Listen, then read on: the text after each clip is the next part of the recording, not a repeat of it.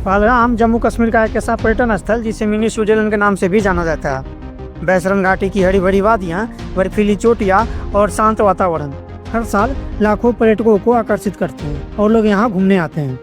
लेकिन 22 अप्रैल 2025 को यह खूबसूरत घाटी आतंकवाद के काले साए में डूब गई। एक ऐसा हमला हुआ जिसने न केवल भारत को बल्कि पूरी दुनिया को झकझोर कर रख दिया। ये कहानी है उस भयावह दिन की जब बैसरन घाटी में हिंदू पर्यटकों को निशाना बनाया गया और इसके बाद भारत और पाकिस्तान के बीच का तनाव चरम पर पहुंच गया। 22 अप्रैल 2025 को दोपहर के करीब 2:30 बजे बैसरन घाटी में हजारों पर्यटक जब मौज मस्ती में डूबे थे। कोई घुड़सवारी कर रहा था तो कोई परिवार के साथ पिकनिक मना रहा था। अचानक पाइन के जंगलों से निकलकर 5 से 7 हथियारबंद आतंकवादी घाटी में दाखिल हुए। उनके पास ऑटोमेटिक राइफलें थीं और चेहरों पर नकाब। प्रत्यक्षदर्शियों के अनुसार आतंकवादियों ने पहले पर्यटकों से उनके नाम और धर्म पूछे। जो हिंदू थे उन्हें गोली मार दी गई।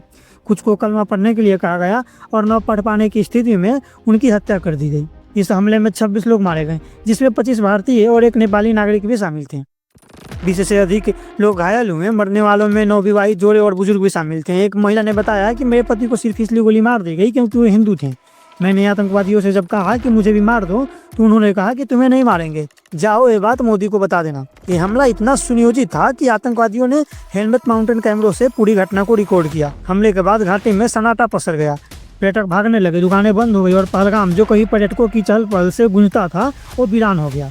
हमले की जिम्मेदारी द रेजिस्टेंस फ्रंट ने ली, जो पाकिस्तान आधारित आतंकी संगठन लश्कर-ए-तैयबा का एक सहयोगी संगठन है। TRF ने दावा किया कि यह हमला कश्मीर में जनसांख्यिकी परिवर्तन के खिलाफ था, क्योंकि 2019 में जम्मू कश्मीर की 370 समाप्त होने के बाद गैर कश्मीरियों को वहां जमीन खरीदने और नौकरी करने की अनुमति मिली थी। TRF ने सोशल मीडिया पर एक बयान जारी किया जिसमें कहा गया कि वे हिंदू पर्यटकों को निशाना बनाकर कश्मीर की पहचान को बचाना चाहते थे।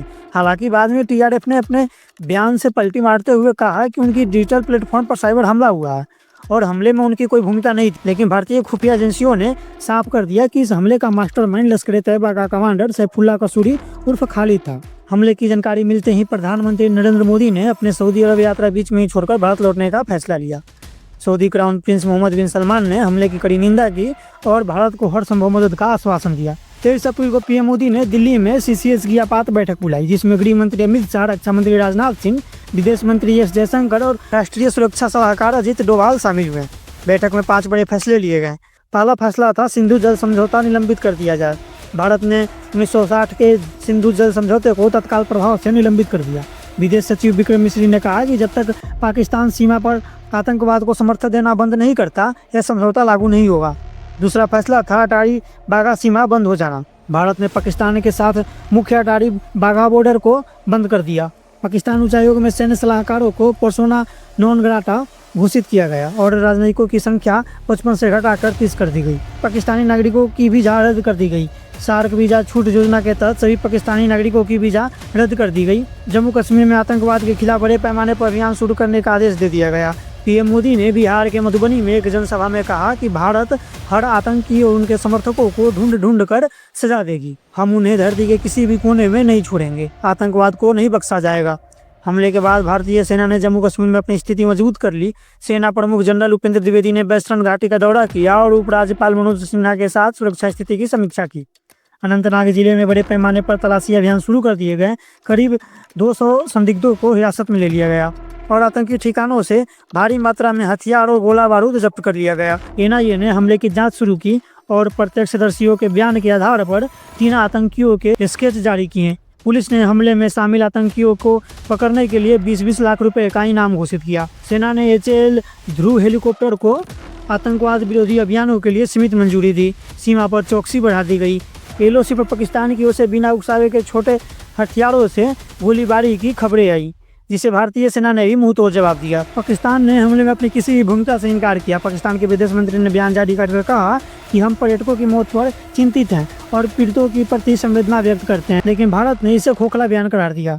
पाकिस्तान ने भारत के फैसलों का जवाब देते हुए अपनी ओर से भी प्रतिबंध लगाया।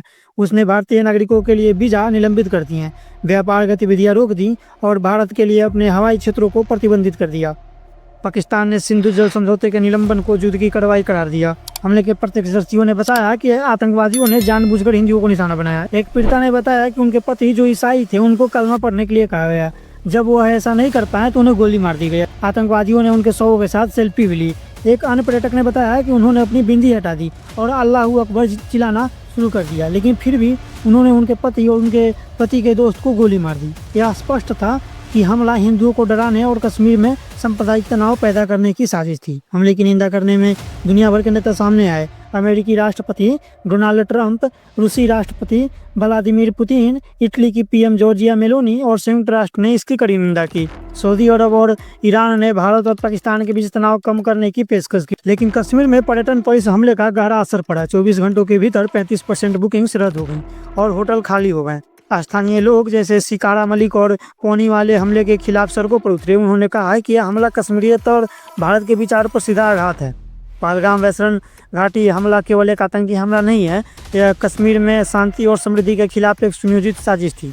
हिंदुओं को निशाना बनाकर आतंकवादी न केवल सांप्रदायिक तनाव बढ़ाना चाहते थे, बल्कि कश्मीर की अर्थव्यवस्था को भी चोट पहुंचाना चाहते थे। लेकिन भारत ने एकजुट होकर इसका जवाब दिया। पीएम मोदी का सख्त रुख, सेना की त्वरित कार्रवाई और वैश्विक समर्थन ने साफ कर दिया कि भारत आतंकवाद के खिलाफ अपनी लड़ाई में पीछे नहीं हटेगा। लेकिन सवाल यह है कि क्या यह तनाव युद्ध की ओर बढ़ेगा या फिर कूटनीति से हल होगा।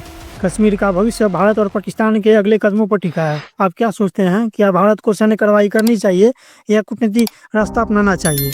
अपनी राय हमें कमेंट में जरूर बताएं। और अगर आपको वीडियो पसंद आया हो तो लाइक करें, शेयर करें और चैनल को सब्सक्राइब करना ना भूलें।